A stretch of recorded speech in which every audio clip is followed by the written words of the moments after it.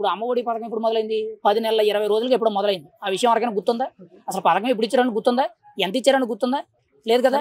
వాళ్ళే చెప్పారు కదా, ఎన్నికల హామీలు ఏం చెప్పారు, మేము ఇచ్చిన హామీలు నెరవేర్చకపోతే మాకు ఓటేయద్దని అన్నారు. అదే చేయు. మరి గత 5 ఏళ్ళు కూడా పోలవరం అన్నారు, రాజధాని అన్నారు, అమరావతి అన్నారు, రోడ్లు అన్నారు, ఆ తర్వాత ఏడాది ఫస్ట్ జనవరి 1న జాబ్ క్యాలెండర్లు అన్నారు, విశాఖ స్టీల్ ప్లాంట్ ప్రైవేటీకరణ అన్నారు, ప్రత్యేక హోదా అన్నారు, కేంద్రం మెడలు ఉంచుతానన్నారు, విశాఖ రైల్వే జోన్ తెస్తానన్నారు, తర్వాత సిపిఎస్ రద్దు అన్నారు. ఇవన్నీ పనులే కదా. ఇప్పుడు జగన్మోహన్ రెడ్డి గారు వెనుపోటు దినోత్సవం అని అంటే కూటమి ప్రభుత్వం వెనుపోటు పొడిచింది అంటున్నారు. మంచిది. కూటమి ప్రభుత్వం ఏం వెన్నుపోటు పొడిచింది అనేది వాస్తవాల్లోకి వెళ్ళి చూడాలి. ఇప్పుడు పేపర్ ప్రకటనలు కాదు, వాస్తవాల్లోకి వెళ్దాం. నాకు తెలిసిన నేను చెప్తాను కొని. ఇప్పుడు కూటమి ప్రభుత్వం అధికారంలోకి వచ్చింది. గత 5 ఏళ్ళు రోడ్లు వేసారా? గత 5 ఏళ్ళు రోడ్లు వేసారు ఎక్కడైనా? లేవనే కదా. గత 5 ఏళ్ళు కూడా రోడ్ల మీద ఎంత ట్రోల్స్ జరిగినాయి. మరి ఇప్పుడు రోడ్లు వేసారు కదా, రోడ్లు ఇంకా కొన్ని ఇంకా పెండింగ్లో ఉన్న యత్నాలే ఉన్నారు కదా. అంటే రోడ్లు అభివృద్ధి చెందినాయా? ఓకే. గత 5 ఏళ్ళు అమరావతి కట్టారా? కనీసం రాజధాని కట్టారా? లేదు కదా. 3 రాజధానులు అన్నారు, కట్టారా? లేదు కదా. మరి ఇప్పుడు అమరావతి పునఃప్రారంభ పనులు మళ్ళీ మొదలైనవి, కేంద్రం నుంచి ఫండ్స్ తెచ్చుకొని మొదలు పెట్టారు లేదా? గత 5 ఏళ్ళు కూడా పోలవరాన్ని పూర్తి చేస్తామన్నారు, 2 మంత్రులు దాటారు, 20 అన్నారు, 21 అన్నారు, 22 అన్నారు, డైలాగుల మీద డైలాగులు చెప్పారు అసెంబ్లీలో. మరి ఇప్పుడు పోలవరం మళ్ళీ రీకన్స్ట్రక్షన్ జరుగుతుందా? మిగిలిన పెండింగ్ వర్క్ అంతా జరుగుతుందా? ఇప్పుడు మెగా డిఎస్సి గత 5 ఏళ్ళు హామీలు ఇచ్చారు. మరి ఇప్పుడు మెగా డిఎస్సి హామీల మీద ఇప్పుడు మన నోటిఫికేషన్ రిలీజ్ చేశారా? కొద్ది రోజుల్లో ఎగ్జామ్ పెట్టబోతున్నారా? అంటే అభివృద్ధి చెందట్లేదనా చెందుతుందనా? అవునా కదా. సూపర్ 6 అన్నారు, 6 హామీలు ఉన్నాయి.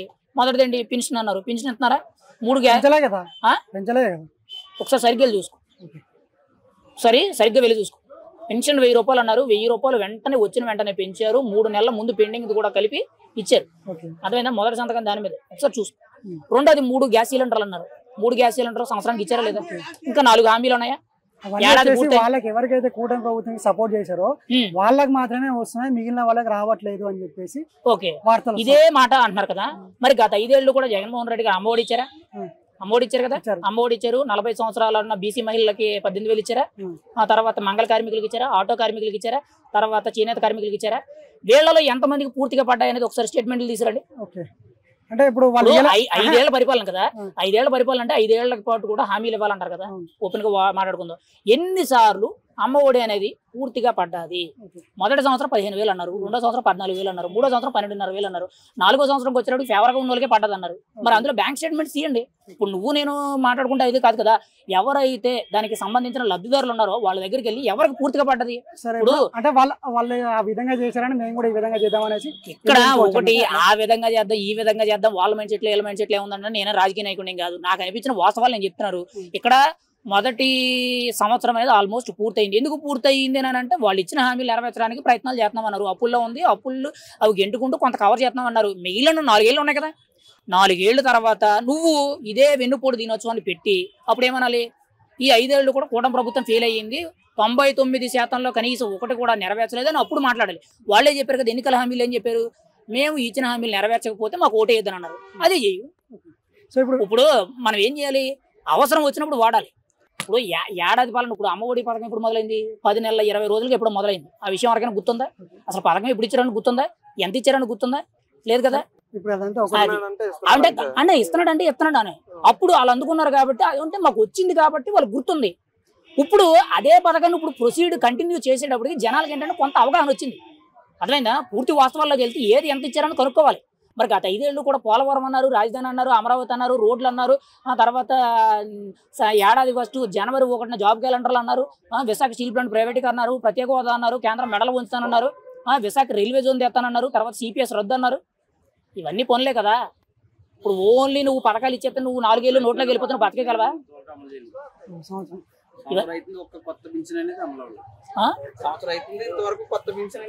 మరి గత 5 ఏళ్ళు ఎన్ని పెన్షన్లు అప్లై అయినాయి?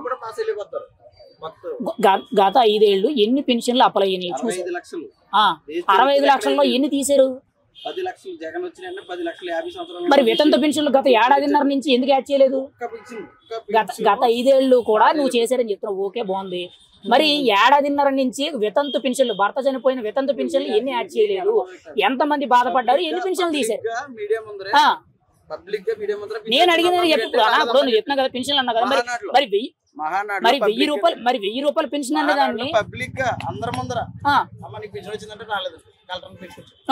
ఇప్పుడు దానికి ఆల్రెడీ నోటిఫికేషన్ రిలీజ్ చేశారు, నువ్వు చూసావో లేదో మరి అది ముందు ఒకసారి చూడన్నా, నేను ఓపెన్ చెప్తున్నాను. రెండోది వచ్చేటప్పుడు ఇప్పుడు లాస్ట్ ఒకటేనా, ఇప్పుడు వెన్నుపోటు దినం వచ్చేసి జగన్ ప్రభుత్వానికే లేదంటే ప్రజలకా? ఇప్పుడు వాళ్ళు ఎవడు వెన్నుపోటు పొడుచుకుంటే మనకి ఎందుకు వచ్చింది? ఉన్న వాస్తవాలు మాట్లాడుకోవాలి. నాకు కనిపించింది నేను చెప్పాను, అర్థమైందా? ఇప్పుడు వాళ్ళు వెన్నుపోటు పొడిచారా లేదని వాళ్ళు తెలుస్తుంది. ఇక్కడ ఏడాదిలోనే ఎంత జరిగిపోయిందని అన్నారు. గత 5 ఏళ్ళు కూడా బతకలేం బాబోయ్, మమ్మల్ని చంపేయండి బాబు, ఈ ప్రభుత్వం వద్దు, బీహార్లో తయారైపోతుందని ప్రజలందరూ చెప్పారు కదా. మరి 151 ఉన్నదని సడన్ గా 11కి ఎందుకు దింపేశారు? సుపరిపాలన చేసాం, 99% డేటాలు అయితే క్లీన్ చేసామన్నప్పుడు ఇష్టమైన హామీలు ఇచ్చారు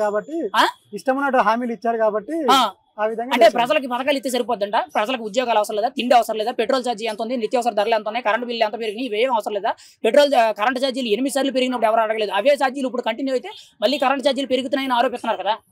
అంటే గత 5 ఏళ్ళు జరిగిన దారుణాలన్నీ కూడా ఇప్పుడు ఇంతకుముందు జగన్ గారు ఏం చేసిండు, ఇప్పుడు వీళ్ళు వచ్చి కూడా గదే చేస్తున్నారు.